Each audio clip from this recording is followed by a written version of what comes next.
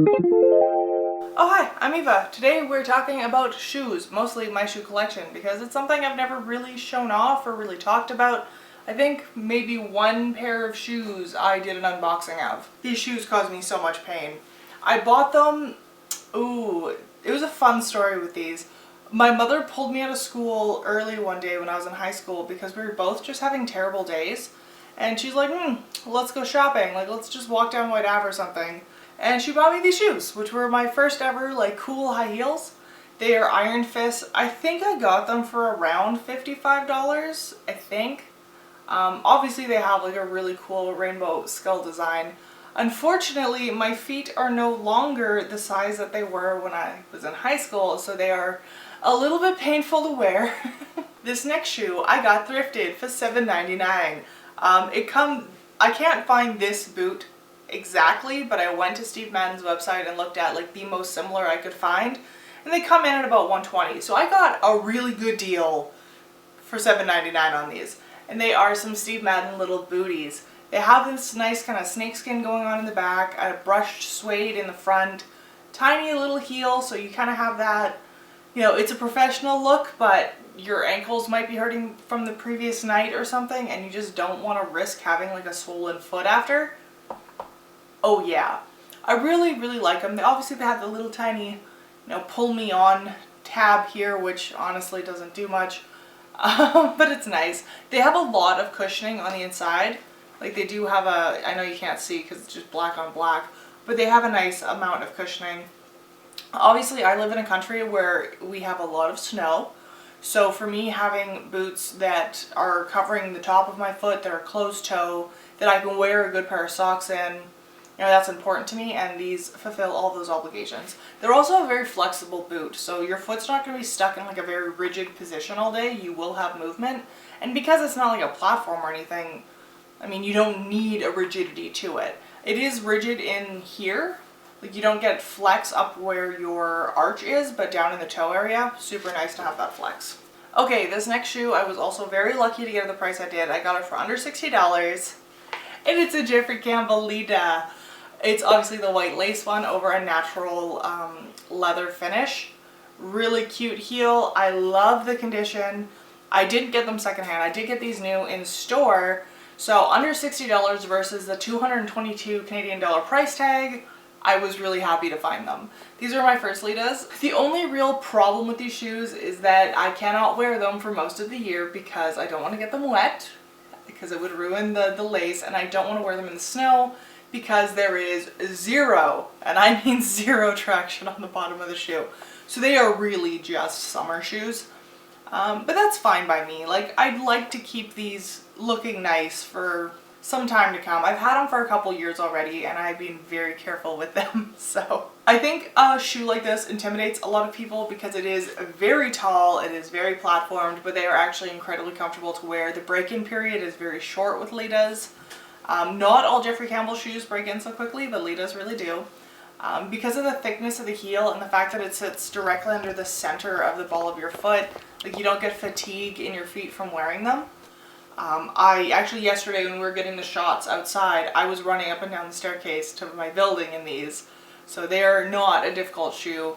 Though they look a little intimidating, they are a good heel for beginners, believe it or not.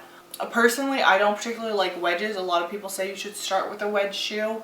I've never believed that wedges were the way to go. I really think that this is like the ideal place to start. A good chunky heel, a good platform, and a lace up over the ankle. And the reason I'm going to say a lace up over the ankle is because when younger girls are learning to walk in heels, they tend to teeter this way, but this way your ankle can't give out on you. If you have them done up real nice and snug, there's no way your ankle is going anywhere. Anyways, this is only one out of two pairs of Litas actually. The other pair of Litas I got secondhand.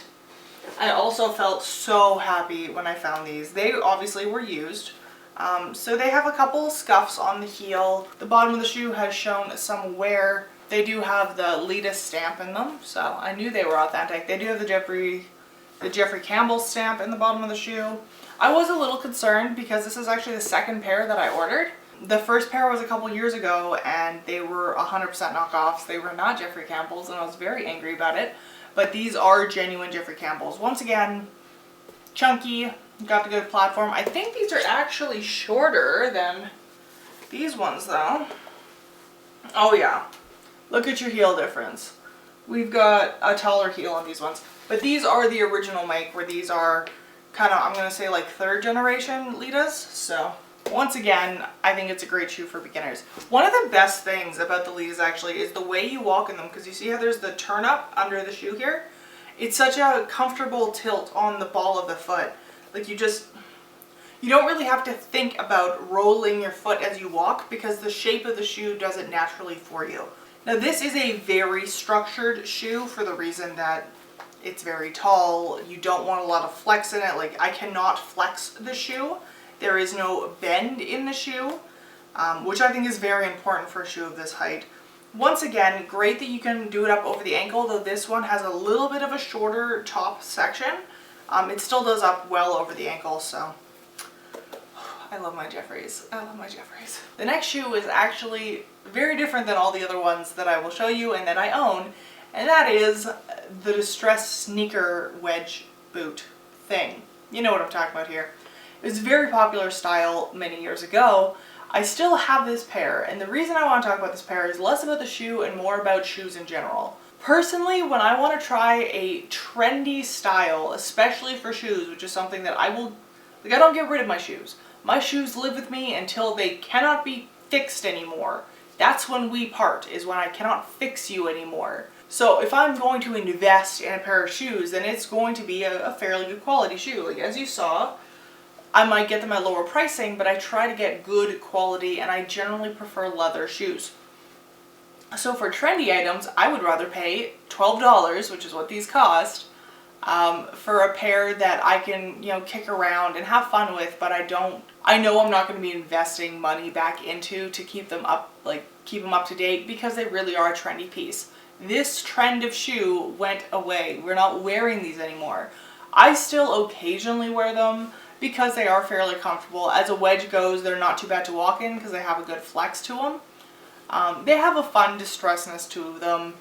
I think because of the distressed look, them being a little dirty doesn't really take away from their style. It might actually add to it. But yeah, for trendy shoes, I don't want to throw a couple $100s at them. I want to, have my fun for the season and then, maybe wear them until they die, but they're probably not going to get a lot of use after the season. I actually do that every summer. I buy a pair of the Tom style shoes from Ardennes or Ardennes, and I wear them for the summer because I don't have to wear socks in them. I know they're going to be trashed by the time the summer's over. I'm not going to cause excessive wear to my good shoes. So I do that every year is I get a pair of summer Trash'em shoes that cost like $4. And some years I also get a pair of summer Trash'em heels.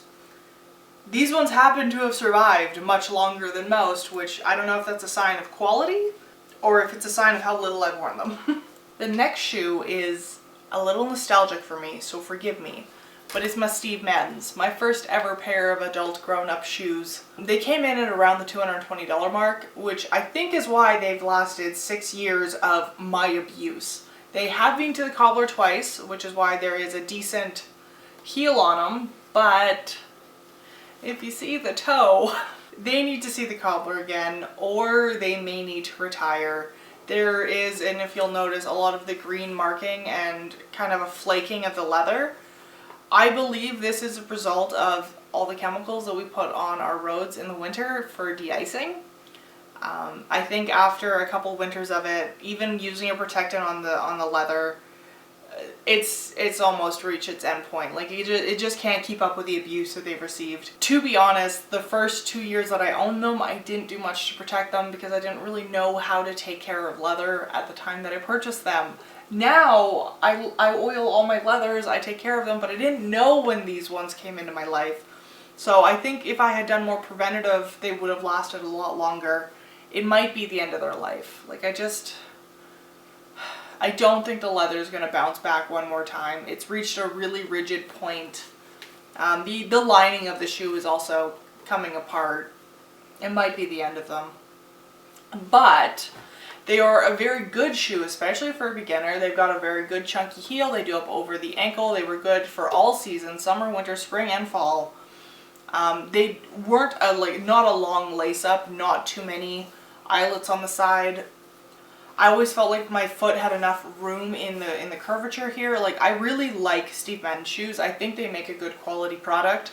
And it was a simple, you know, it goes with every look. If I wanted to throw on a pair of leggings and, you know, do a photography gig, they looked professional for that. If I wanted to throw on a pair of jeans and a blazer with these, they looked good with that. If I wanted to wear shorts and go to like a block event, it looked good. Like, they don't reach high level. Like, I wouldn't wear these in an office setting, but for most things that I do in my life, they are perfect for it. I'll miss you, Stevies. Anyways, I would recommend the style. I think the style is a very good thing. But take care of your shoes. Don't let this happen to them. Don't do this to your shoes. These shoes were $30 because I got them at an outlet mall. They are real dirty right now. I'm sorry, I haven't cleaned them yet this season. These are a Le Chateau boot that I got probably 4 years ago. They are lasting very well. They were often my go-to boot.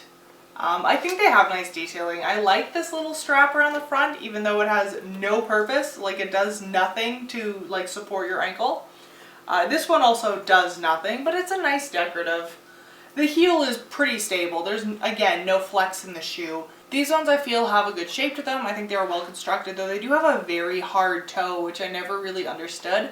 I mean, I guess if you gotta kick somebody, it's great. For a $30 purchase, I'm very happy with them.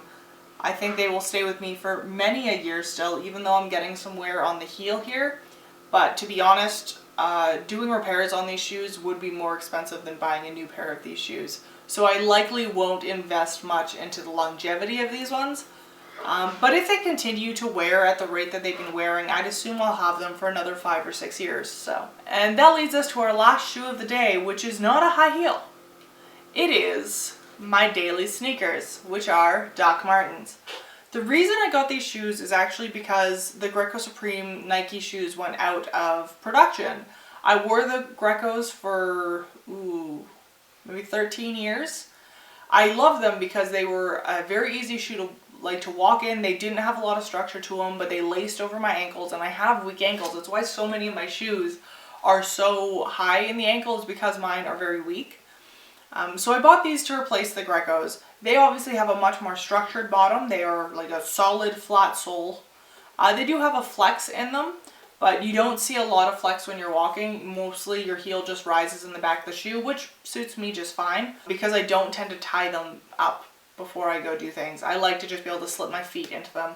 I've had these for, I'd say, 3 years now. I'm just starting to see some wear in the back of the heel where there's some shifting and movement. I mean, can you tell that they are my daily wear shoes of many years? Because I can't. They look like they've got a season in them. I mean, some of the creasing is becoming more permanent. I can't heat and buff it out anymore. But overall, just the shoe looks like it's been, I'd say, well taken care of. I really, really, really love these shoes. They are such a comfortable shoe. They were about $130, I think. So really not all that expensive for a daily wear sneaker. I don't know, I wanted to talk about them because they're just such a good shoe. Like, obviously I have a preference for leather shoes. I think they last a lot longer. I think you can do more as an owner to maintain them and keep them on their legs. If you're looking for a good sneaker, I'd recommend these. I think they now make one that's a synthetic version of this, where it's a mesh instead of the leather. They probably would feel similar, but I don't think they'd have the same longevity to them.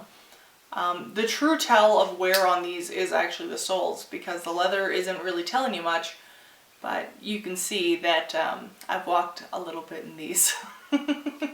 I mean, a lot of people would say that they're not a traditional Doc Marten, and you're right, they're not. They're not chunky, they're not loud, they're kind of very casual for a Doc Marten shoe.